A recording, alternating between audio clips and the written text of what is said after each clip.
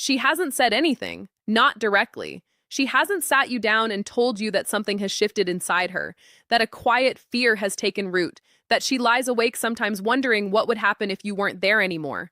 She would never say that out loud. Not yet, maybe not ever. But if you have been paying attention, really paying attention, you have already felt it. Something in the dynamic between you has changed. Something subtle, something that doesn't have a name yet, but that you sense in the texture of her presence, in the small things she does that she didn't used to do, in the way she looks at you sometimes when she thinks you aren't watching. Most people see these changes and misread them entirely. They assume something is wrong. They assume she is pulling away, or that she is becoming clingy, or that the relationship is entering some kind of turbulence. What most people don't realize is that these behavioral shifts, when you understand what is actually driving them, are not signs of a relationship falling apart. They are signs of something deepening. They are the subconscious language of a woman who has begun to realize that losing you would mean losing something she cannot easily replace. But understanding what that actually looks like requires going beneath the surface. Because fear of loss doesn't announce itself. It disguises itself. And if you cannot read the disguise, you will spend your time responding to the symptom while completely missing what it means. Stay with me here. There is a particular kind of woman who keeps her emotional cards close. She has learned through experience or through temperament that showing too much of what she feels too soon is a form of vulnerability that can be used against her. She has built a quiet competence around managing her own emotions, around not needing things too visibly, around being the person in the room who seems fine. And for the most part, this works for her, until it doesn't, until she finds herself in a relationship where something real is at stake. And then the armor begins to crack in ways she cannot fully control. What happens next is important. The first way this fear reveals itself is through a subtle but unmistakable increase in her attentiveness to you. Not attentiveness in the obvious, performative sense, something quieter. She begins to notice things she glossed over before. She remembers what you said 3 weeks ago about something minor. She picks up on the slight change in your mood before you have mentioned it. She asks follow-up questions about things you mentioned in passing, things most people would have forgotten. This is not her trying to impress you. This is her nervous system paying closer attention because something inside her has registered that you matter more than she had initially allowed herself to admit. Attention follows value. And when she begins to fear losing something, her attention sharpens around it involuntarily.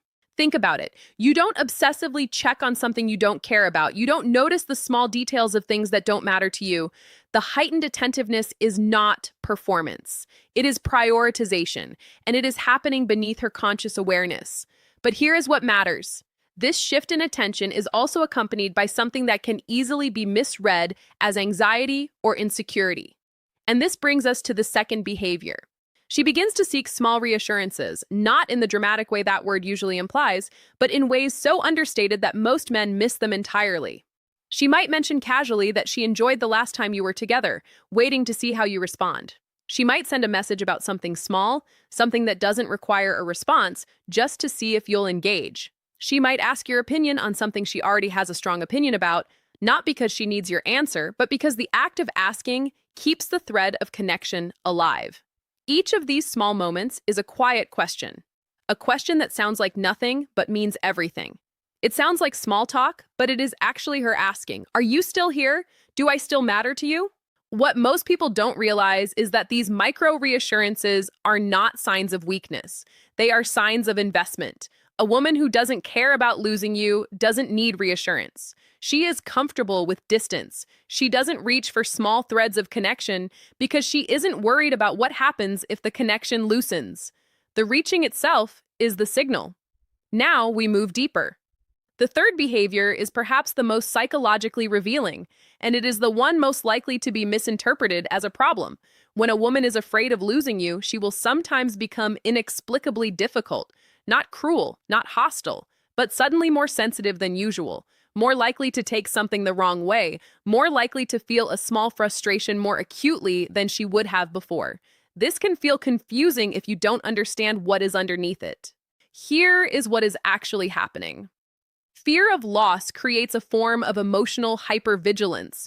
The nervous system, when it senses that something valuable might be taken away, becomes acutely sensitive to anything that resembles a threat. Small slights feel larger. A tone of voice that would have passed unnoticed before now carries weight. A moment of distance that would once have felt neutral now feels like a signal. She is not being irrational. She is being human.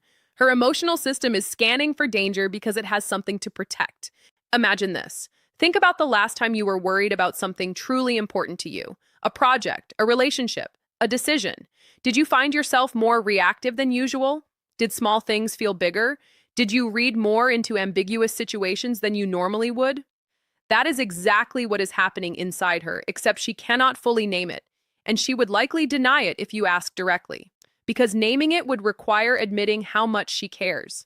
And admitting how much she cares feels terrifying to a woman who has taught herself to be careful with that kind of vulnerability.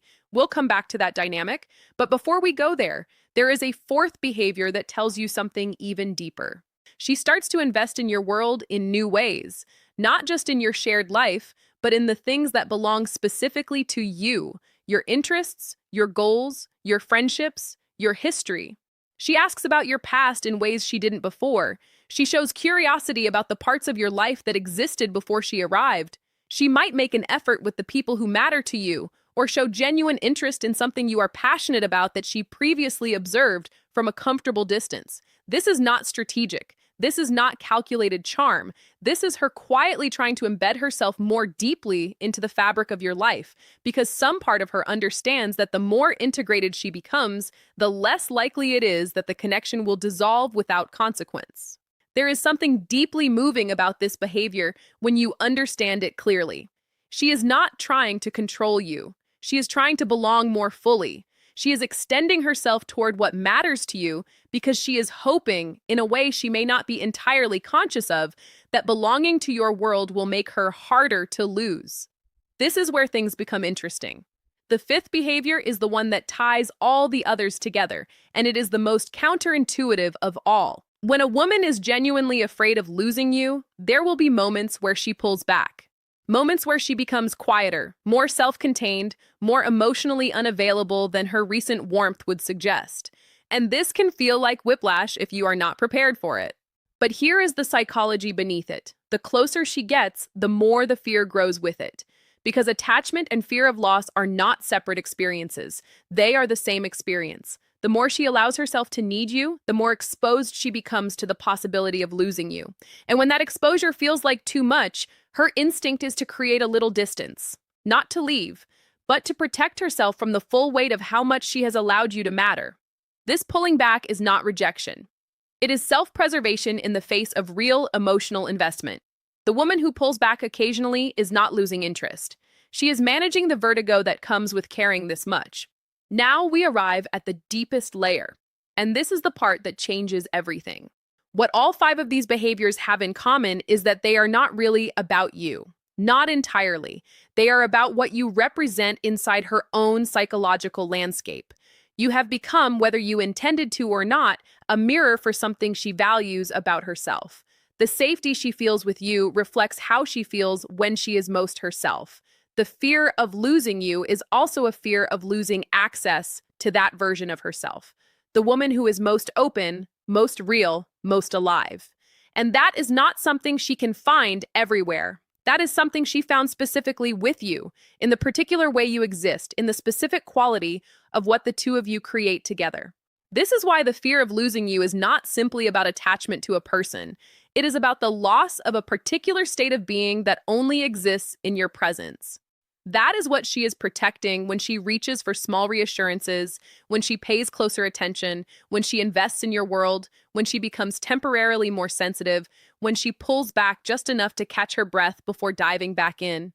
And so the question shifts, because it was never really about whether she is afraid of losing you. The deeper question, the one that actually matters, is this. What kind of presence have you become that makes her afraid to lose it? What have you built in yourself and between you that has become genuinely irreplaceable? That is the question that changes how you understand not just her behavior, but your own value.